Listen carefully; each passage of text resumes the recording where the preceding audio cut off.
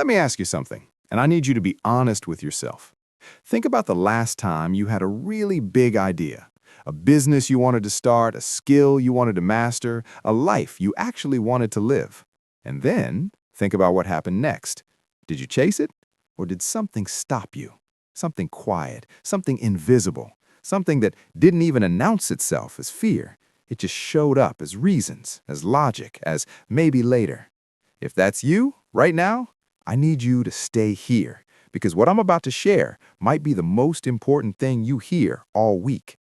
Here's the hard truth that nobody wants to say out loud.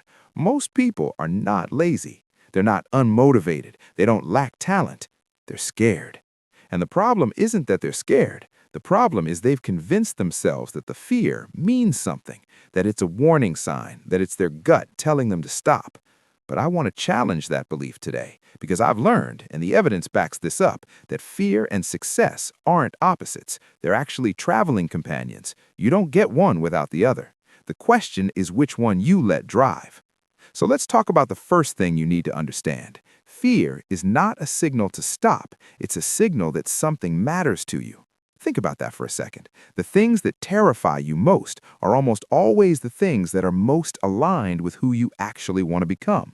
Nobody lies awake at night sweating over things they don't care about. The anxiety, the chest tightening, the what if I fail spiral. That's not your brain protecting you. That's your brain recognizing significance. And there's a difference.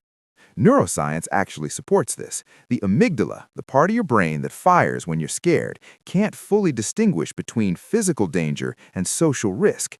It treats the possibility of embarrassment or failure with the same chemical cocktail as an actual threat. So when you feel fear before doing something bold, your body is technically doing its job.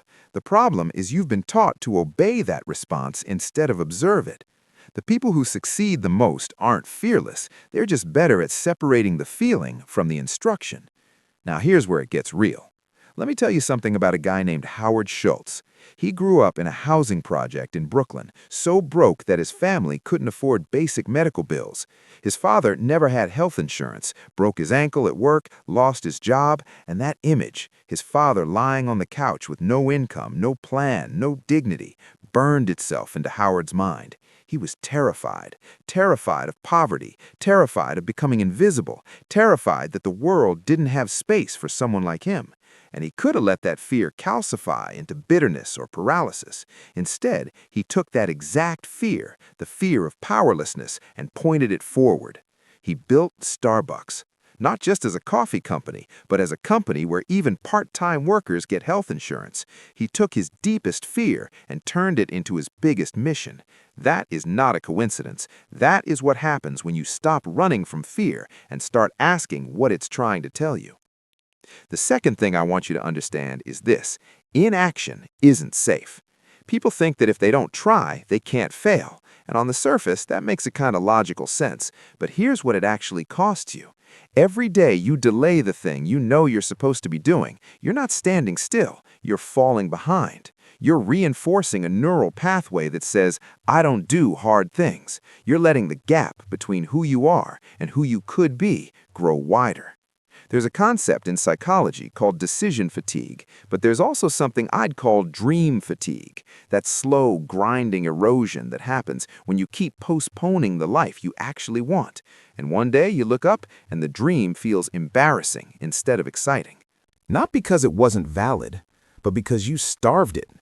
Inaction has a price. It's just paid in installments you barely notice until the bill comes due all at once. Here's a story I want you to sit with for a moment. A few years ago, I heard about a woman who had spent 11 years working a job she was miserable in. 11 years! She had a talent for design, had a portfolio she'd built on weekends, had clients who told her she was gifted, but she kept waiting for the right moment, waiting until she had more savings, more certainty, more permission from the universe. One morning, she woke up, looked in the mirror, and said something she'd never said out loud before. I am more afraid of staying here than I am of trying. That afternoon, she sent her first cold email to a potential client she'd been too scared to contact for 2 years. She got the project, then another. Within 18 months, she had quit the job and doubled her income. The fear didn't go away. She just finally decided it had been in charge long enough. But I know what you're thinking. You're thinking, okay, but what if I actually fail? And that brings me to the third and maybe most important point. Failure isn't the end of the story. It's the middle chapter. And here is where I want to bring up someone whose name you should know if you care about wisdom and resilience. Alisher Nevoy, the 15th century poet and scholar from Central Asia, wrote something that has stayed with me. He believed that a person who has never tasted bitterness cannot appreciate sweetness. He wasn't just being poetic. He understood that the very thing we're trying to avoid, the struggle, the stumble, the embarrassment, is precisely what develops the character required to sustain success.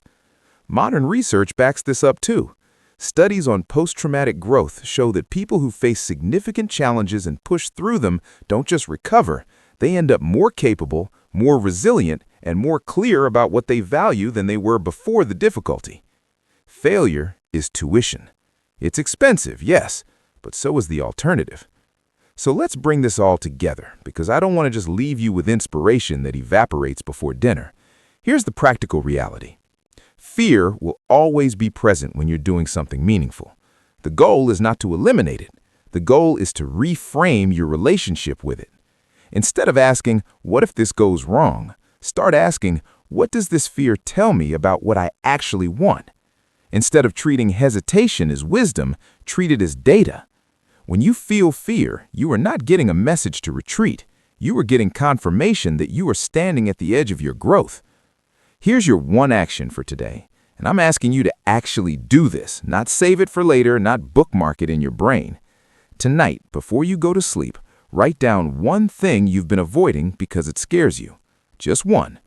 Then write one sentence about what it would mean to your life if you did it anyway. You don't have to do the thing tonight, but I want you to stop pretending it doesn't exist, because the moment you name the fear clearly, it loses some of its power over you. That's where the shift begins. If this hits something real for you today, share it with someone who needs to hear it, not because it helps the numbers, but because the right message at the right time can genuinely change the direction of someone's life. I believe that. I hope you do too. Now let's go build something worth being scared of.